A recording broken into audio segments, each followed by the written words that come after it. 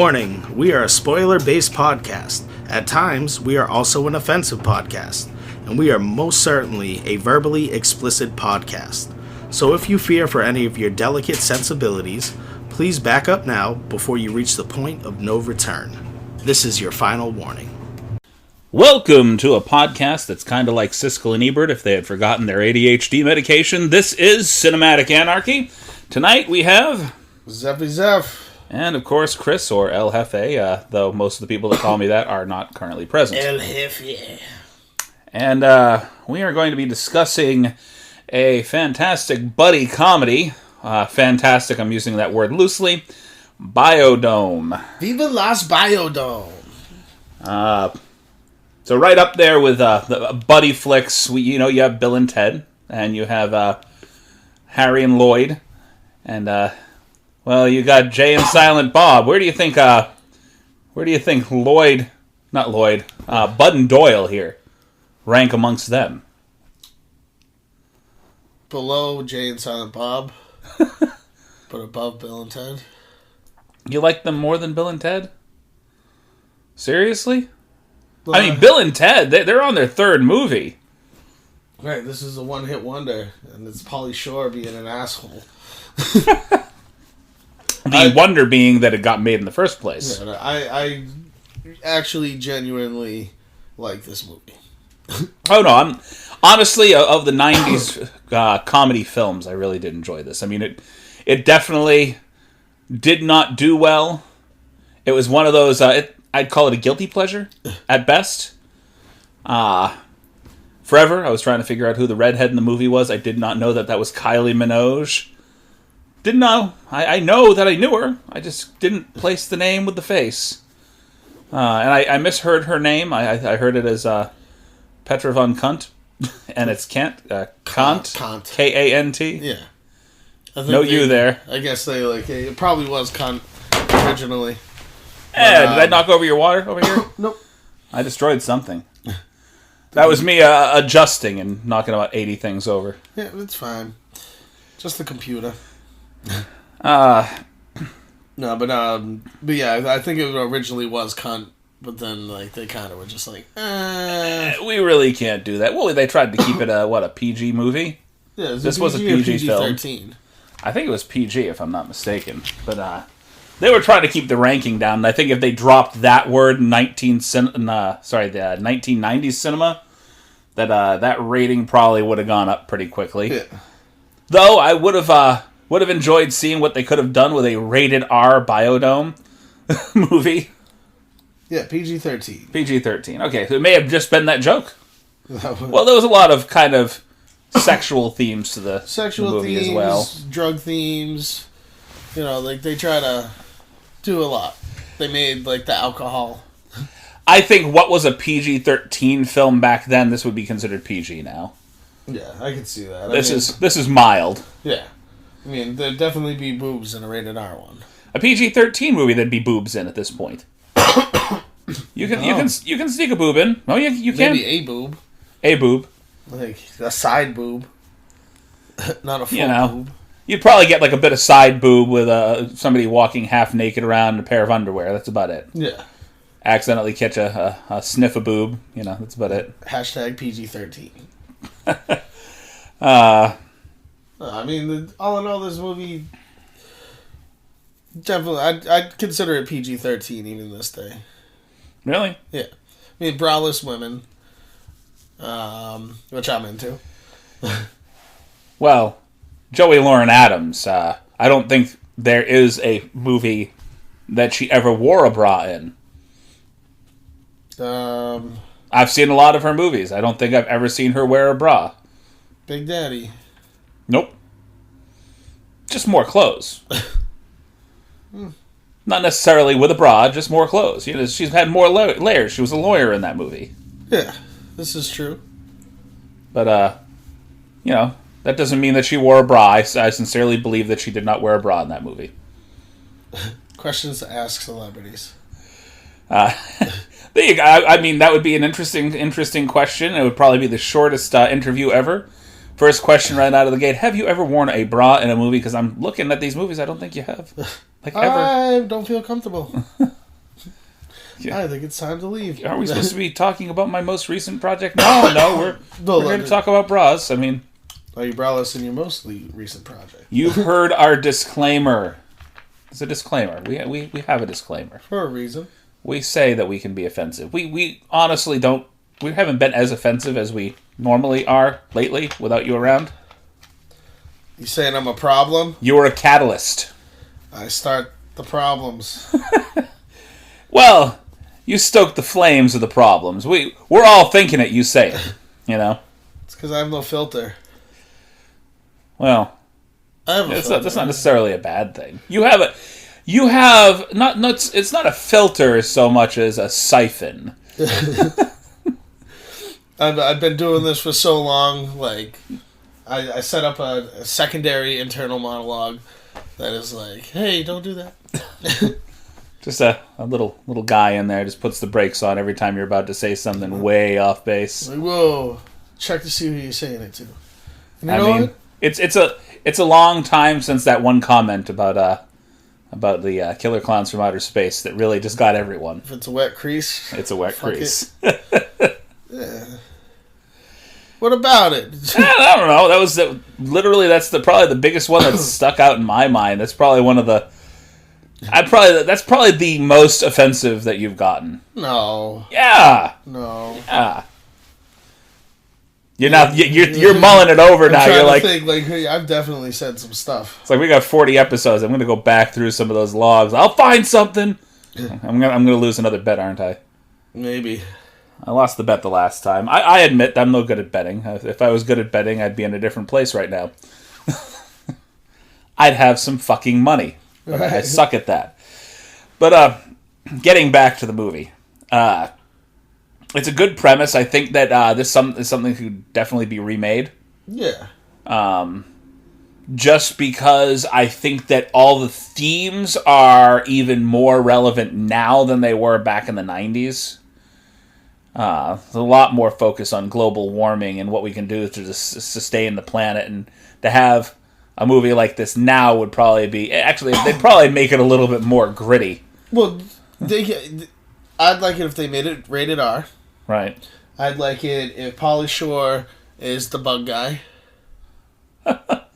Bring Pauly Shore back as the bug guy? Yeah, like that's his cameo. Is like, I can't think of his name.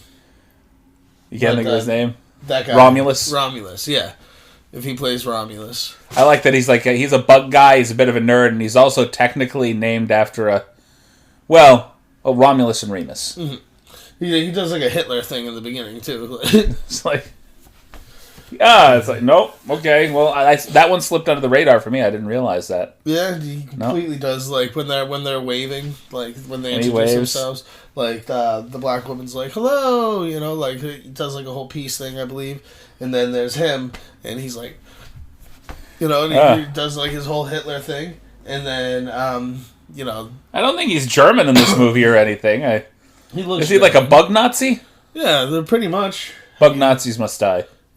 Pug Nazis must die. No, but you know, he looks like a Nazi. I'm trying to think what the relevance of Romulus was after the massive flypaper incident. Because I thought they said they caught everything. I think we caught pretty much everything. Yeah, there's all your bugs back. Yeah, but they didn't catch the 2 butterflies that were supposed to mate. It's like the only bugs they didn't catch. It's like, how did you cross-pollinate all those fucking plants after the bugs were all dead? I don't know. You know what? They never did explain who hid all the snacks in the drum. Right. They deliberately snuck it into a drum that has toxic symbols on it, so you won't go in there. We're not going to open this because it says toxic on the outside. Obviously, Dumb and Dumber over here. They didn't care. They sniffed out the food. Doesn't matter if it's toxic. They even say, if we die, they know it's a toxic barrel. But I think they might have done that intentionally. Intentionally? Once they found out that these guys are here, they're let's put our emergency rations somewhere that they won't find it. Right. Because they were typically going with just the soy. Let's, you got a bunch of stoners that were actually pitching about growing Purple Sticky. Yeah. I think that's what he called it. Yeah. Purple Sticky. Planting marijuana seeds on the premises to try to increase photosynthesis and get more oxygen. You know, these guys were not even thinking about that, first of all. Yeah. There's not a thought in their head about photosynthesis. I like how they sneak into the girls' rooms here. Like. It's like, I've met a couple of guys like that, like stoners that know everything they need to know about weed. They've never implemented it a day in their life and will never implement it for the remainder of their life. But they know it just so when somebody tries to bust them for smoking so much that they can justify the use of it. Yeah. It's like their justification is all this knowledge they have about all the things that you can do with the hemp plant. However, it's never going to happen. They're never going to do that. Right.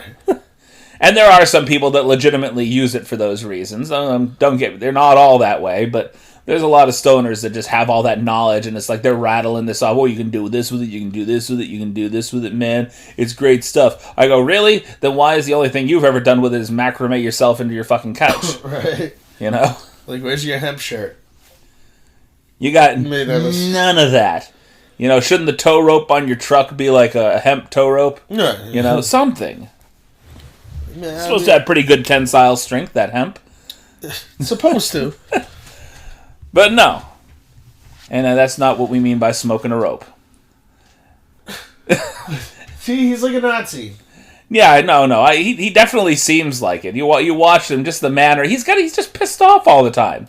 He's really angry. He's actually probably the only guy in the group that is just genuinely angry at them all the time.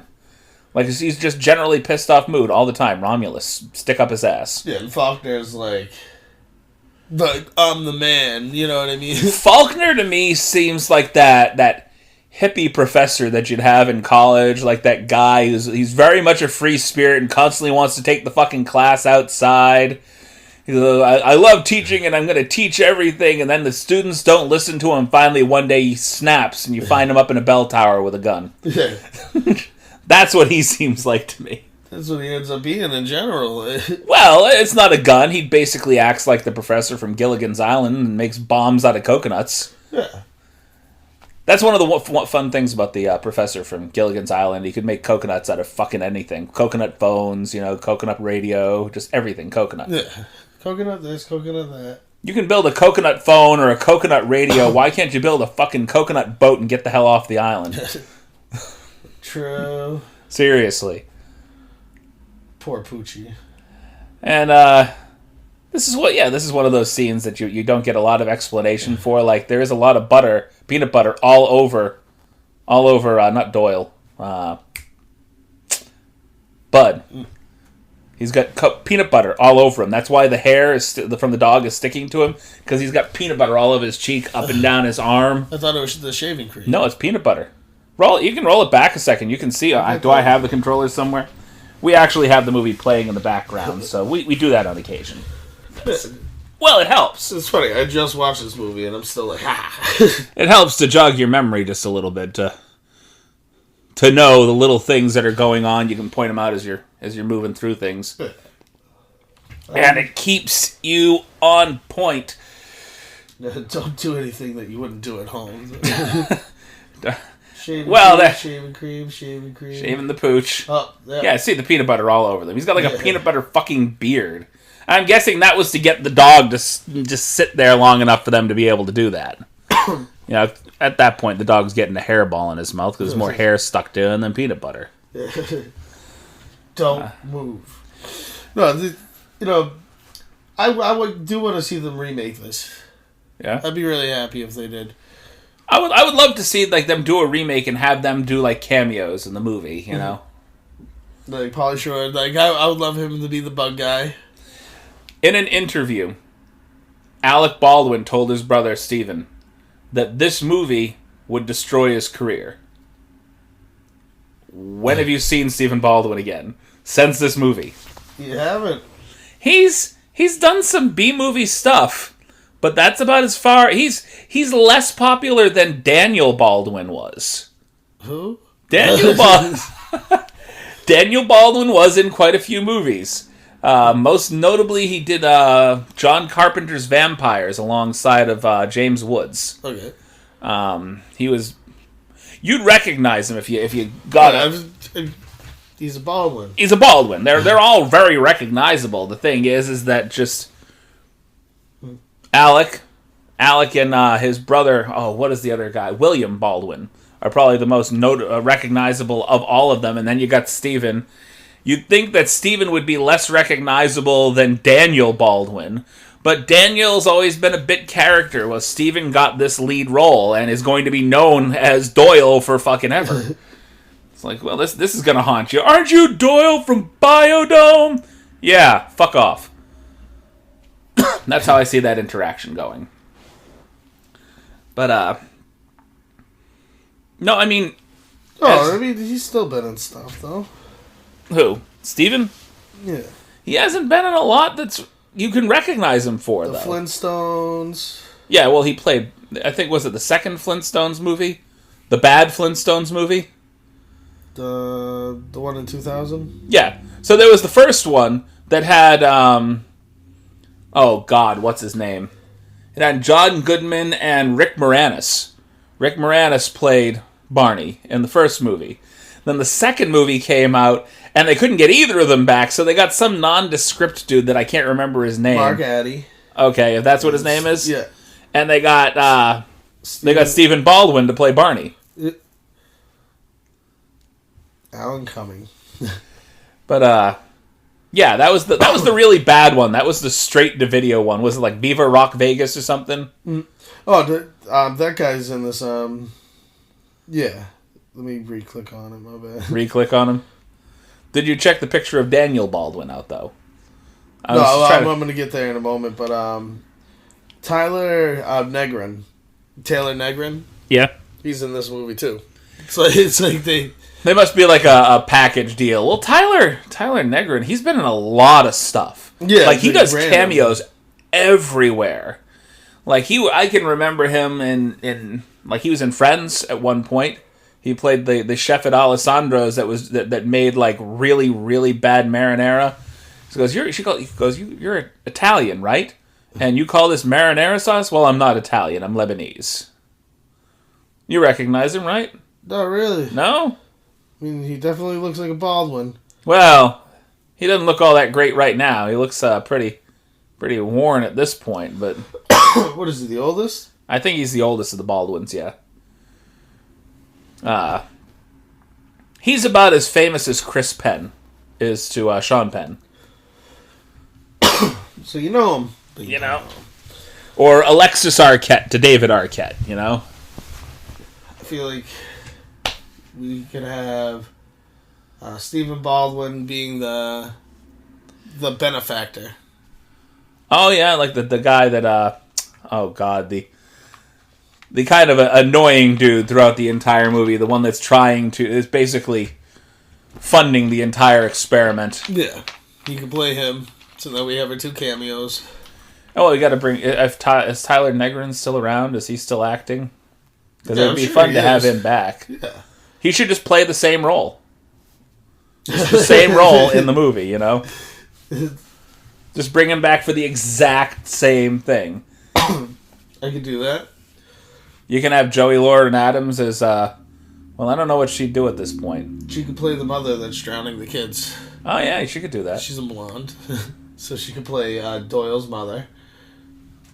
Rose McGowan actually does a quick cameo in this movie, and so does Jack Black and Kyle Gass. Yeah, the Tenacious D. And that is the complex that they're talking about. So that complex is the same one that they use in the movie Dead Heat, which we reviewed earlier on in 2019. I want to say midway through the first season, that's when we... Was I there for that one? I thought you were the one that did that one with me. Dead Heat. Dead Heat. It's about that cop that dies and they bring him back from the dead. Treat Williams and Joe Piscopo. Yeah, we did. Yeah, now I remember. See, that movie was just... It was one of those movies that you said, I would never watch that again. Nope. I blacked it out of my memory completely. Like, Dead Heat, what the heck? That's also one of those things. Like, there's a lot of movies that we've watched that I'd love to see them try to remake as a a big budget film. Yeah. Like, put some money behind it. I don't think Dead Heat was a low budget film. I believe it was actually supposed to be a big film in theaters. Yeah. And it's a movie that kind of screwed Joe Piscopo's career over. Rightly so. I mean, what's the last thing you saw Joe Piscopo in? That? Dead Heat. I think he's been in a couple movies, but not a lot. No, it's a good movie all in all. I enjoyed it. It was a good fucking laugh. I think I've probably seen this in my lifetime at least 30 times. What, BioDome? Yeah. Yeah, multiple times. I didn't even need to watch it, but like this came out when I was like in my last year of high school. We even lost BioDome. I was living with my aunt, and she's like, "Oh, you have to watch this movie," and she put it on. Like, we smoked and watched it, and I was like, it was hilarious. I'm guessing I'd probably find it more funny if I had smoked something. I honestly, I'm not a smoker, so that's a lot of people are like, you've never. No, it's not that I've never. It's that the few times that I have, I got pretty fucking sick, and maybe it's just the shit that they were smoking, but it just wasn't for me. No, marijuana's not for everyone. I'm interested in trying the edibles, honestly. It's the same thing. It's the same thing, just no... I have breathing issues. So smoking is like taking my life in my own hands, you know? Yeah. So it's like, okay, I want to try this. However, I do want to live a little longer. So I'd be the one guy that got killed by marijuana. It wasn't the marijuana killed me. It was that I smoked something and I don't breathe well, and now I'm not breathing. It's like not the fire that kills you; it's the smoke or the lack of oxygen. The smoke. Just lack of oxygen to the brain is. Well, Viva Las Mother. Any final thoughts about Bud and Doyle? Oh, that's actually one of my favorite parts right there. So the entire scene where they are determining what they've been eating all day based off the smell of the fart. Just ripping one in front. You got to be real good buds there. Yeah, like they're definitely the best of friends, and it's funny because like Pauly Shore is like smarter than right. You know, like, just barely. Like, they're both, like, complete morons. Throughout like, the entire movie. But, like, Bud's definitely the... Bud's the follower. That's the thing. No, Bud's the leader. No, that's right. No, Bud's the leader. Doyle's kind of a mindless follower. Yeah, like, anything he says, like, we have fun, you know? Like,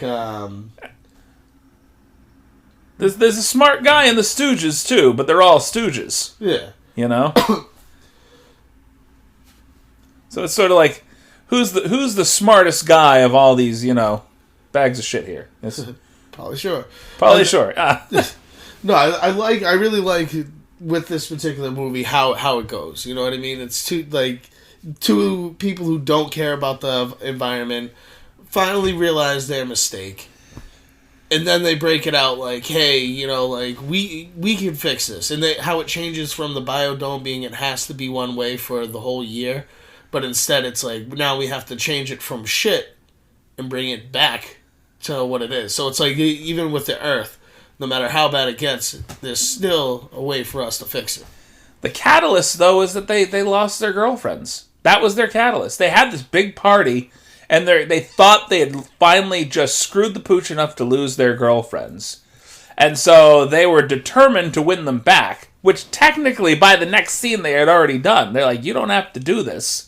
You know, you thought you'd do this because you thought you lost us, and they say no. That may be part of it, but they realize that they did super wrong, and then they actually start contributing now that Faulkner is, being Hitler. Just based off of what I'm seeing here, and I think that's funny. I think it's funny that you're calling Bug Boy Hitler.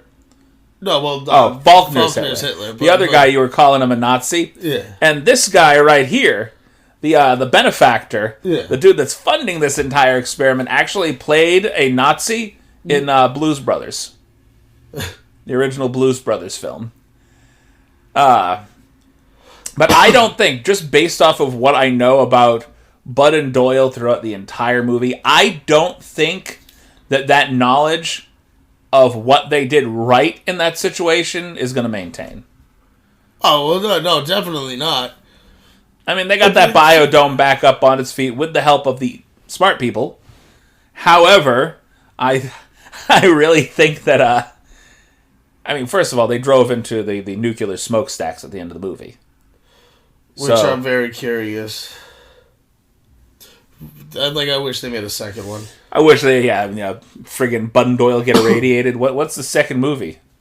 Bud and Doyle go nuclear? Yeah, they end up going in there, and obviously the nuclear power plants hate who they are as people because they're national heroes to save the environment. Right. So they cause a meltdown and actually cause a post-apocalyptic world, which they have to fix with their knowledge from the BioDome. There, we just wrote the next movie. Boom. That's like all the plot you need. Chain reaction, nuclear apocalypse from a meltdown from a nuclear power plant in the Arizona desert. But how do they survive? I don't know. Because they're Bud and Doyle. They're impervious to something. There's whatever it is. I don't know. Yeah. Trying to think. Immune? Bomb shelter. Bomb shelter? There. Where's it's like a bomb shelter underneath the nuclear power plant. Yeah. And then that doesn't fix itself for, you don't get released technically, from that they for could, 10 years. They could go into the BioDome. It's supposed to be completely sealed off from the outside world. No outside elements can get into the BioDome. So they find out that there's a meltdown, and they go back, because it wasn't that far from each other. But apparently, there's a nuclear power plant right next to this BioDome. It turns out that there's a window with a key. Right. Just a window with a key. That's all you need to get into the outside. How fucking stupid is that? Right, you forgot the key. You just left... These guys are the geniuses right here. And just, you left the key in the window in the desert where they were supposed to be isolated. Yeah, I suppose put that key on the outside. Also, where the hell did they get the bungee cords? They made them. But what the fuck did they make them out of? I can understand where they got most of the other stuff. But I'm trying to understand where, for the love of God, these two idiots found bungee cords in the BioDome. No idea. There's a lot of things in here that don't make see, right there. Right underneath the Thunderbird Junior College, it says, the motto of the school, nothing to be ashamed of. Nothing to be ashamed of. I'm guessing that people feel ashamed to be going to the community college. The junior college. So high school? It's not college, it's junior college. So, and Rose McGowan over here with her white gloves. Yeah, what is this supposed to be based? It's supposed to be based out of Arizona. No, when? When? It's 1996. So. Got a lot of older references in there. I think a lot of the movies that Rose McGowan's been in, her style's pretty much been the same. She kind of has this pinup look about her. Mm. She's like a 1950s pinup girl. Right. And I think she dresses accordingly in almost every movie she's been in, outside of maybe that one generation. What is that movie? The Doom Generation. I haven't seen that one. She's got a very classic sort of pinup girl look to her. Outside of that one time where she attended the what was it, the music awards with Marilyn Manson with her ass hanging out of the back of her dress. Mm-hmm. White gloves though. Well, no, I don't think that outfit matched up to anything she's ever done. It was just if you got it flaunted around with Marilyn Manson. I suppose. The budget for this, by the way, $15 million. Okay. They made 13. They were just shy of making their money back. Yeah. Ultimately, as a movie, you want to try to double what you put in for the budget. Yeah. Because if you just make the money back that you put into it, you gotta understand that they're paying these theaters to show the movie, and they're paying all sorts of things out. They got to pay the actors. So if they're not making enough money back, that's why this bombed. Yeah. Yeah, but now it's more just like a classic hit. If you haven't seen BioDome. Call it a cult classic comedy. Yeah. I'm not disappointed in watching the movie. It's funny. It's one of Pauly Shore's better movies. I think this one was it like shortly after Encino Man, if I'm not mistaken. I think this was shortly after Encino Man, and then he did that film Son-in-Law, which was his big film. You're trying to figure it out. You're going to get a timeline for me, aren't you? Yeah. Encino Man was in 1992. Okay. Son-in-Law was in 1993. Okay. BioDome was in 1996. 96, okay. In the Army Now, 1994. Pauly Shore is Dead, 2003. What Jury Duty? Where's Jury Duty? 1995. Really? So this came after Jury Duty he did this movie? Mm-hmm. Okay, I thought his career was dead after Jury Duty. Like, that's when he did his last big film. And then he had a lot of, like, bits and pieces, like Pauly Shore's Dead. You know what that movie is? So basically, they did a mockumentary. They went around and they were telling celebrities that Pauly Shore died. Oh, Pauly Shore. And they were trying to get impressions of what people thought of Pauly Shore after his death. And it got real nasty, people talking about Pauly Shore. They were like, well, we don't have to look at him face to face, so why don't we just say whatever the fuck we want about him? That's terrible. Then he did another mockumentary where he went around to foreign countries trying to adopt babies, and nobody would adopt a baby to him. Really? Nobody's adopting a baby to Pauly Shore. At all. So Pauly Shore plays the high guy in a Goofy movie. Yep. I didn't know that. Yep. Have you ever noticed, like, why are we wearing gloves? All the time wearing gloves. All right, well, I think that's enough about the movie. You got anything else you'd like to drop about it before we move on to the second half of the podcast? Pauly Shore, listen to this and consider making a BioDome too.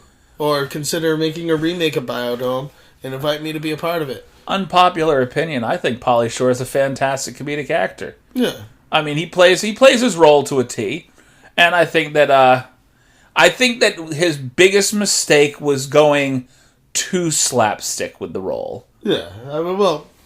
Well, I mean, it devolved. When we finally got to Jury Duty, it devolved into sort of a white trash mess.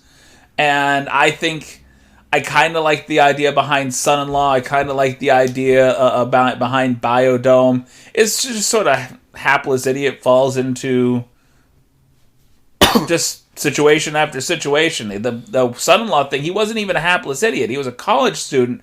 He was actually a smart guy. It's just he was set in his ways, and it took the girl to drag him out of his ways. Yeah. And Encino Man, of course, he kind of played the buddy to Sean Astin the entire movie. The Weasel. That's where the Weasel thing came from. It's the Weasel. It's the Weasel. Wheezing the juice. No, wheezing the juice. He's like powering back the slushies at the... Should do a couple of Pauly Shore movies. There's a couple of Pauly Shore movies I think could use an update. I think we actually did one of our pitch storms about a movie that kind of sounded like a Pauly Shore movie. The Cro-Magnon man being de-thawed and falling in love. Yeah. I think that was a... There you go, Pauly Shore could play in that movie. Yeah. We'll get to the pitch storm in a few fucking minutes, though. So for now, we are going to go to our sponsor and/or sponsors. I don't know. We've only got one now, but that doesn't mean that in the future, when this is released, that there may be more. Bum, bum, bum. We can hope. We can hope, folks. Okay, we'll hold out hope. In the meantime, here's our sponsors. Thank you very much. So, back from our sponsors. Sponsors. One or two. Viva Las BioDome. We left that back before the sponsors. It's still relevant to me. We're done with the BioDome. Alright, so the second half of our podcast is usually where we have our little fun and games. We do some things to sort of entertain ourselves that really have nothing to do with the movie that we just watched. Today I'm going to go ahead and draw. All right. It happens at least once a podcast. Well, hey, I lasted almost an hour. Almost. Well, actually, the first part of the podcast is only a half hour long. I lasted almost 35 minutes. Title of your sex tape. 3.5 minutes. But anyway. Let's just move the decimal over a little bit. Yeah. Hey, look, I'm not trying to impress anybody anymore. I'm done. Good night. I've made 2 carbon copies. Not carbon copies. Woo! I've made 2 copies of myself, put them out in the world, and we're done. We're done. You guys carry the genetics. Bye. You guys pass that on to whoever you got to pass it on to. You guys can go for the 35 minutes. If I can do 3.5, I'm good. My heart's still ticking. Woo! Why are we done? Hard stop for a minute. Give me 5 seconds. Okay. So, first things first, before we do the pitch storm, we actually picked up a game a little while back called Ducking High. Premise of the whole game is these questions will get you high. Honestly, we've been through a couple of the questions. There's a handful. They have the mindfuck questions. I did not draw one of those today. What I drew was a simple question I will ask, and we will go ahead and both answer. If you had to appear on a reality TV show, which one would you choose? Family Feud. That is not a reality TV show. TV show. Reality TV show. Not on just a TV show or a game show. Oh. Reality television show. Good question. Fear Factor. That's still more of a game show. Is that reality TV? Well, yeah. Is that considered reality TV? All right, Naked and Afraid. Okay, that's more reality TV. I think these are... I don't know. Survivor, I guess a lot... Now that I'm thinking about it, a lot of reality TV is in fucking game form. Yeah.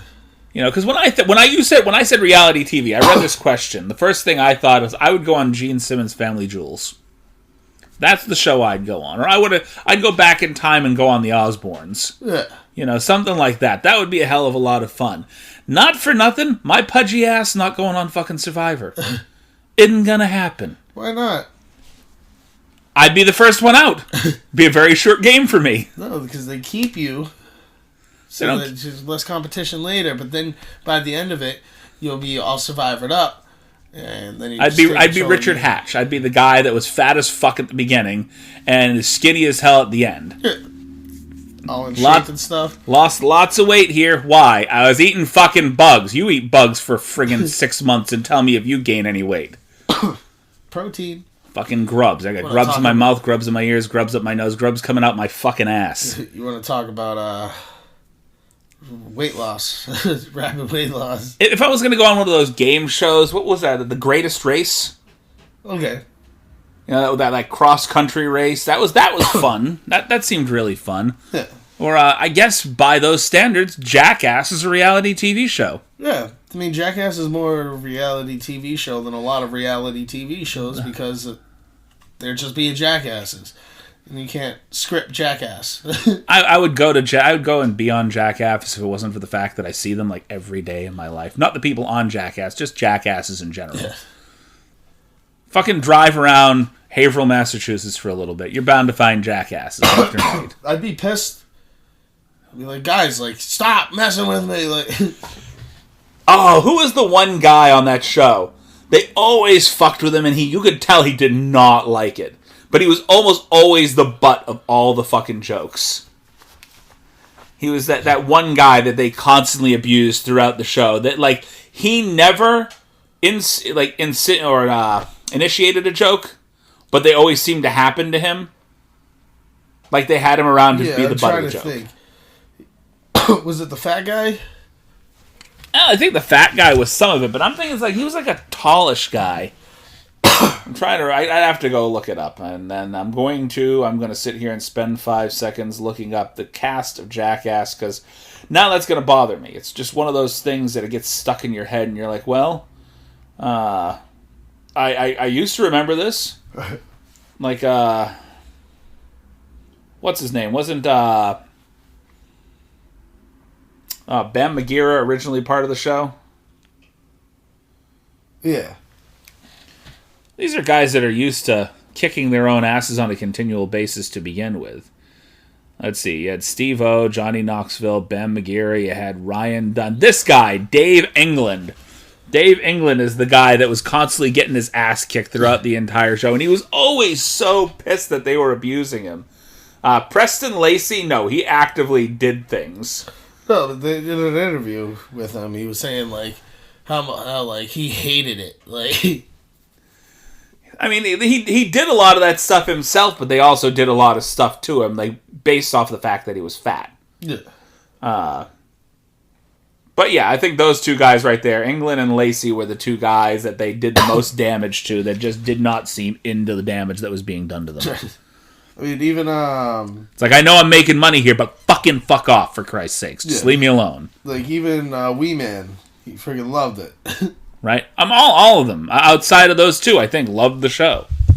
All right, so I think that question was amply answered. And we're going to go ahead and move on to Fist 1 or Fist 2? Which fist would you like? Left fist. Left me or left you? It doesn't matter. Left you. That's this. Okay, there you go.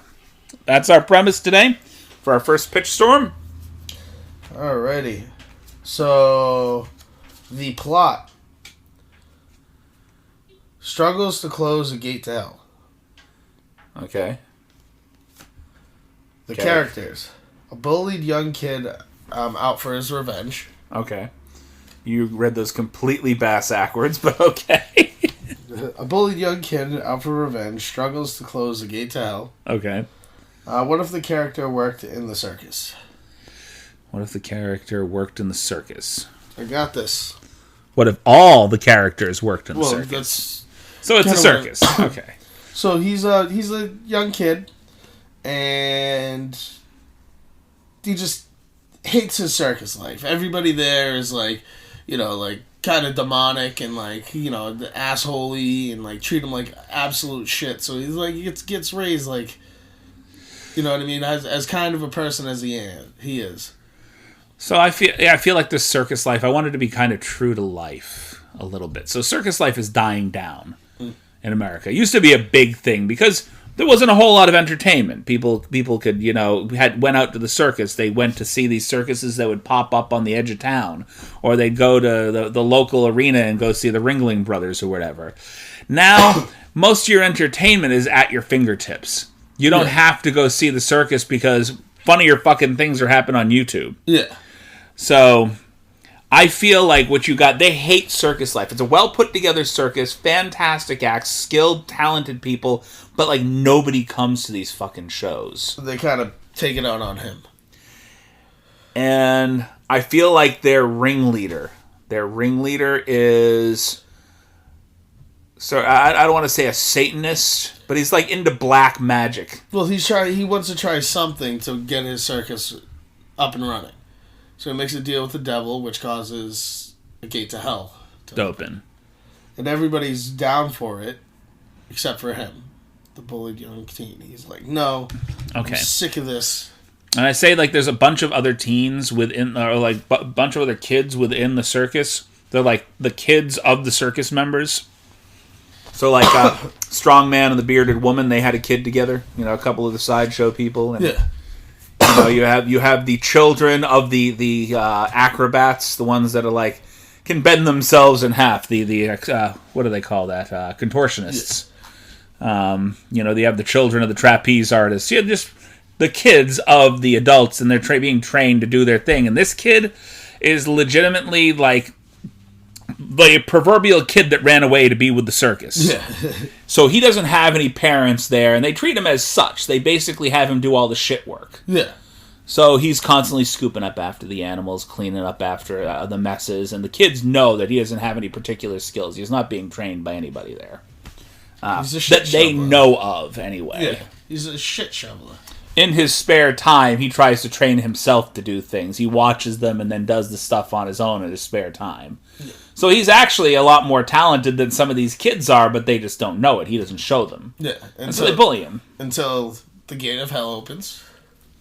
Gate of hell opens and it becomes... basically, it starts off fine. The whole thing starts off fine. Massive audience for one of their shows. And partway through the show, something kind of, a switch kind of flips. You don't see it as part of the audience. But a switch flips in most of the people that work for the show. Yeah, they're being consumed by the evil.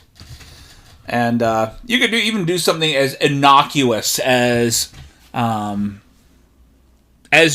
people are coming into. You know how if you go into an event, they stamp your hand. Yeah, that stamp is your soul being marked.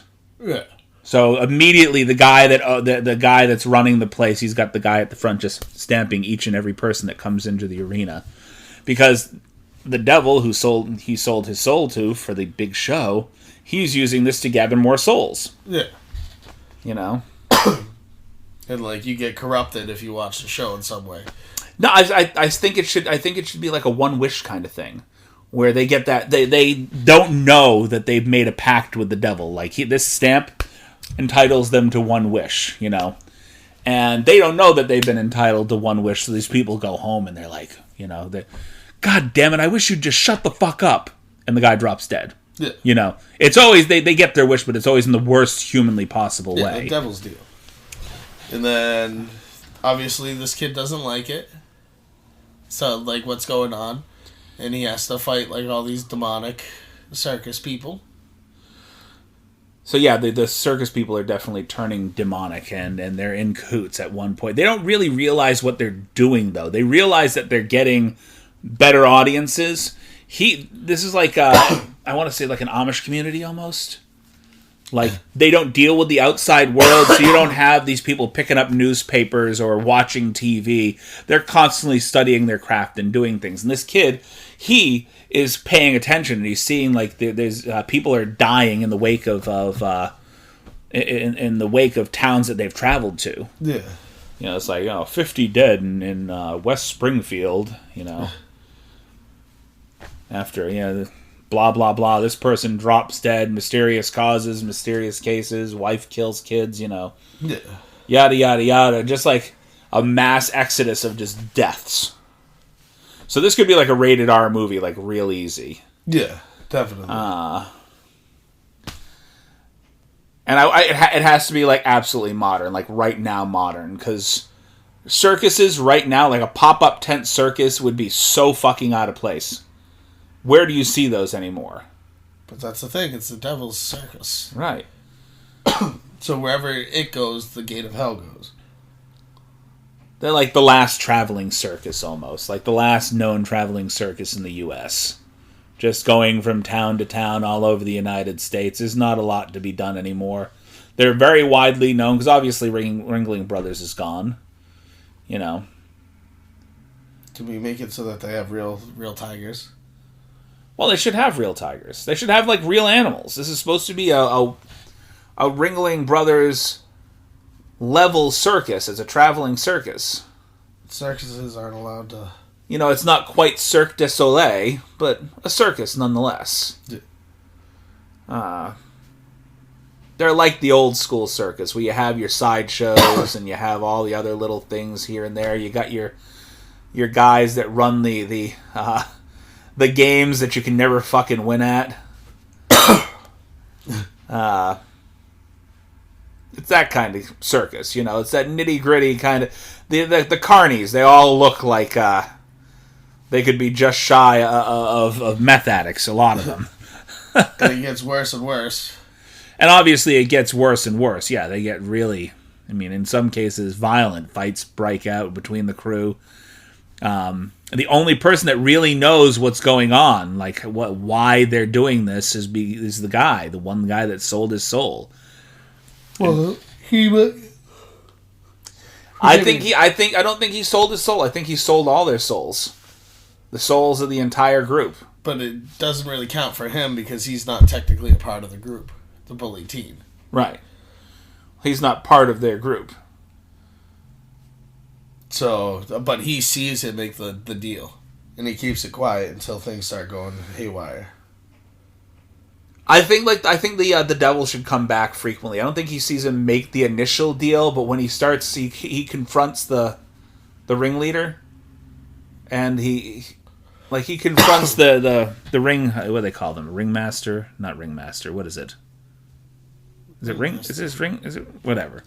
And they confront him about these deaths in the wake of the circus. He just blows them off. He's like, no, blah, blah, blah, go scoop the shit. You don't know what the hell you're talking about. And that's when he starts paying real close attention to this guy. Yeah.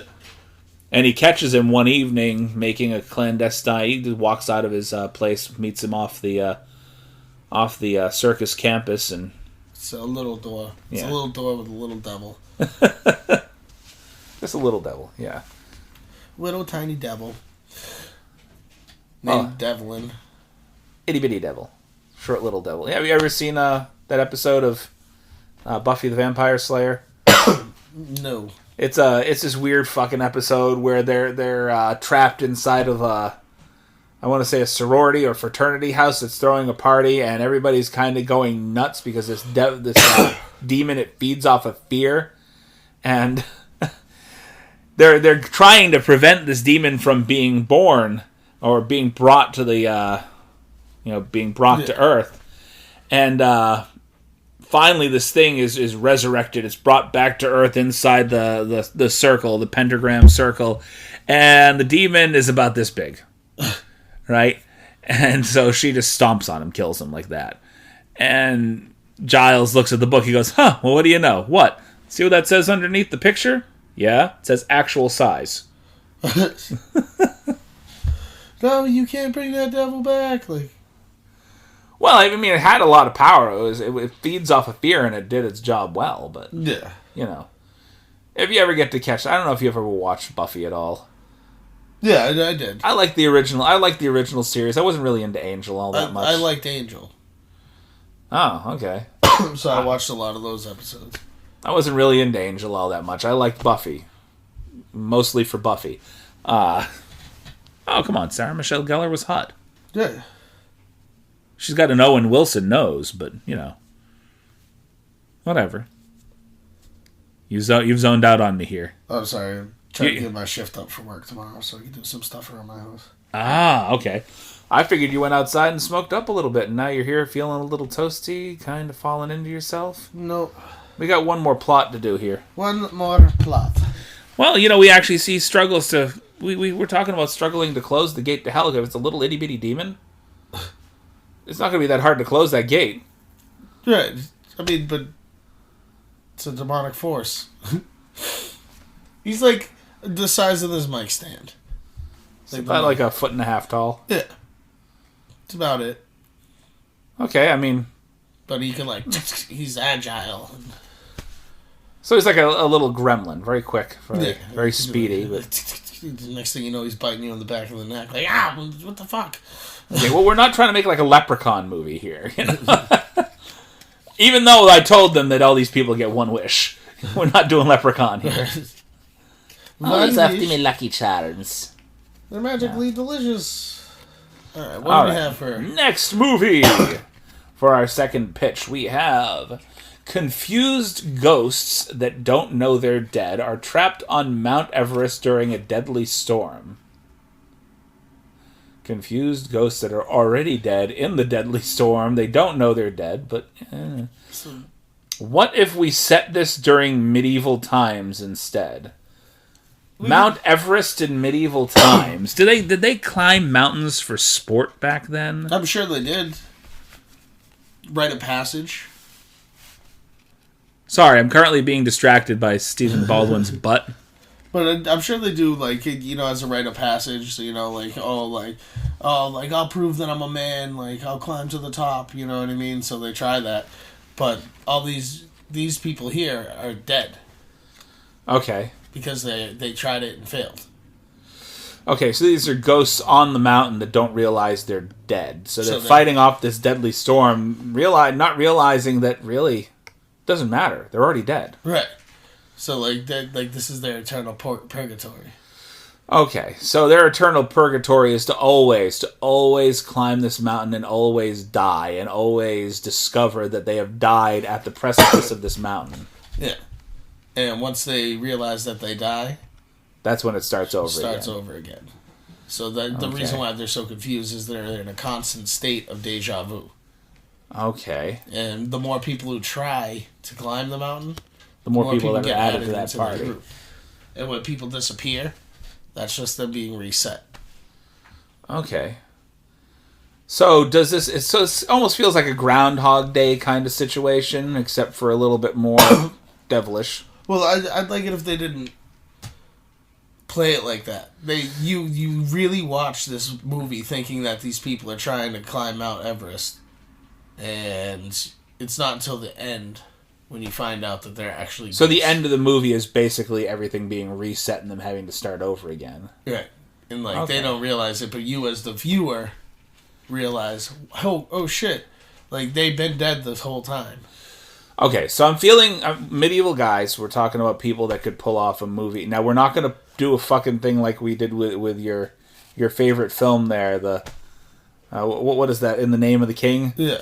Right, where we have people that obviously did not belong in a medieval times type movie. We need to get people that feel like you could put that together. So this is medieval, almost, this would be England. Well, no, this is Mount Everest. This is not in England. But even so, it's that time frame, and somebody has gone out and saw this huge mountain. Okay. All right, so these are explorers that have run across the mountain. Or prisoners of some sort. And they got banished to the mountain. And this is your sentence. You go to the mountain, you climb it. When you get back, your sentence is you basically you if you make it to the top of the mountain and back, yeah, then you're set free to go. There's a certain item at the top that you need to grab because somebody's been up there before. Right. There's a certain item at the top that you need to grab. If you don't grab that item, then. Okay, so I feel like so they get up to the top, they get back, and then you're free to go after that. Yeah. Nobody's ever made it back though. We kind of do it like a condemned type deal. Okay. They send multiple prisoners up. There's one item. Okay, so only one person can bring it back, and so people are dying, and it isn't until the last guy dies near the top that they realize that they're in a constant battle. Right. A constant struggle because they're already dead. Their crimes are so severe that when they died, this is their purgatory. This was their. I feel like maybe if we're gonna do medieval times, we could go and do something that feels like maybe, like I don't want to say Dungeons and Dragons, but there can be almost like a wizard element to it. Like the wizard is the one that set them into this purgatory. So the idea was to send them out to do this one thing. They didn't realize that what they were doing was they were being set into this purgatory by the Grand Wizard. The Grand Wizard. Don't call him the Grand Wizard. That's a fucking KKK term. Jesus, what are you doing? I thought it was a Dungeons and Dragons term, my bad. He removes the hood and sets them into their purgatory. Who kills the Grand Wizard? This is where the KKK originated from. It was Merlin the Grand Wizard. He was a very hateful dude. Really hated anybody that wasn't white English. No, so yeah, I kind of feel that. Now we didn't really place any actors in the first movie either. Yeah. We didn't like. But when it comes to actors for this, we can figure some out for that. I mean. Well, I like Statham. I do like Statham for a movie like this. Because you're talking medieval prisoners, and I feel like he deserves to be in a movie of that caliber, of that time frame, sorry.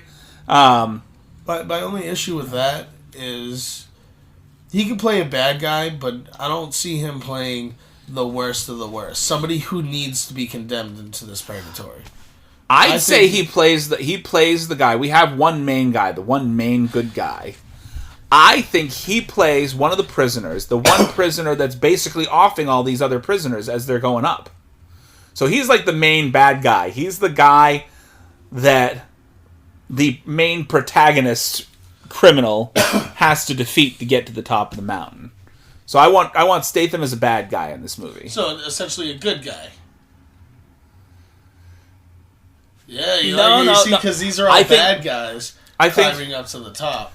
So if they have to defeat him as like the final boss, he's technically a good guy. He's like the protector of the realm to make sure that none of these people finish their quest. Right, but he also doesn't understand that they've also killed him, basically. You know, that he's been set into this purgatory, too. Yeah. I mean, technically, you could. I was thinking something completely different. I'm thinking, like, the lead guy is essentially a good guy. It's one of those good guys misunderstood kind of things. He gets accused of a crime that he didn't commit. He ends up on this fucking chain gang to friggin' Mount Everest. But then I would hate that he keeps getting reset. You know who I like for it? I know that he'd have to... I don't know how we'd pull it off. Because he would have to either learn an accent or he would have to be fairly mute the entire movie. Terry Crews. Like, a final battle between Terry Crews and fucking Jason Statham. I mean, just because it's in medieval times doesn't mean the people have to be from England. Yeah, he could have been, from Africa or something like that, and he was an explorer and traveled up and ended up committing crimes, like, trying to, killing a few people. I'd say what happened to him wasn't necessarily a crime. I'd say somebody else committed a crime. For Terry Crews? And, no, he committed a crime. He didn't commit the crime. Somebody else committed the crime. However, like, I'd say, like, somebody, like, raped the king's daughter or something. And she pointed him out. Because he was one of the guys, he's one of the guys working at the castle or training the horses or whatever. Yeah. And rather than point out the guy that actually did it, pick some random dude out, So, but that's the thing. If you have a good character, he should be the main character, being accused of a crime, and going through this purgatory, and trying to plead for his innocence, trying to make his way out. Like, I feel like he's a Moor in this movie. He's like a Moor. He's Moorish, and he fights on the king's side, but during a battle. During one of the battles, whatever, some battle or other, he lashes out he kills this guy in front of him, and then turns around, startled by a guy that basically comes up in back of him, and accidentally, kills the king's son or something. Yeah. Just turns around and runs this guy through, not realizing that it's the king's son. And he ends up on even though he is technically a hero of the war, he's like one of the highest body counts. He ends up getting put on this chain gang for mistakenly killing the king's son. That bastard. Or you could go the other way and have Statham. Statham kills the king's son and somehow manages to get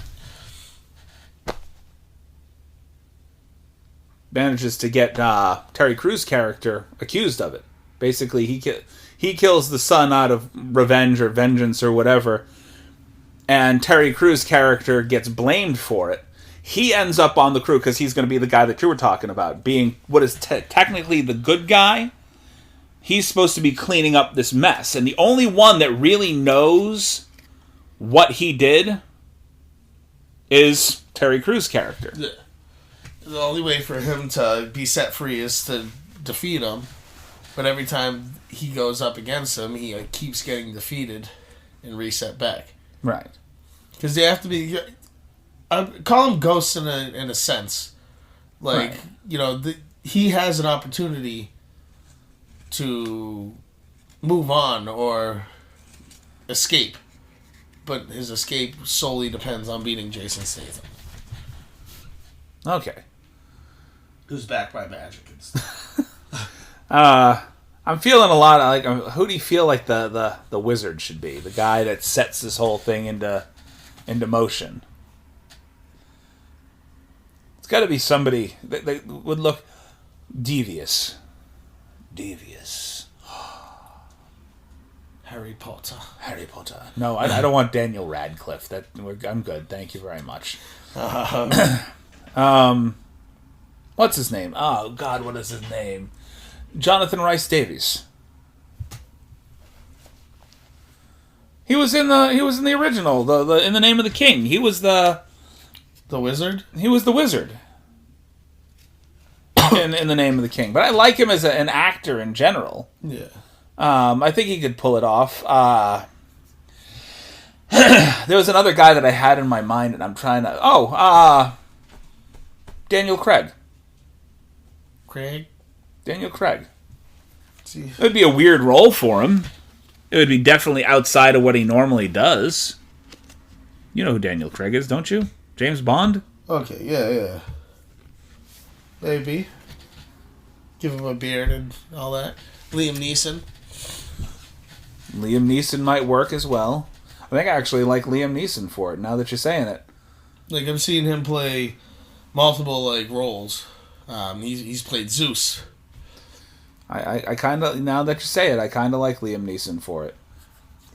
There's a couple movies that I've seen him in that I didn't like him for. But this, I enjoy it.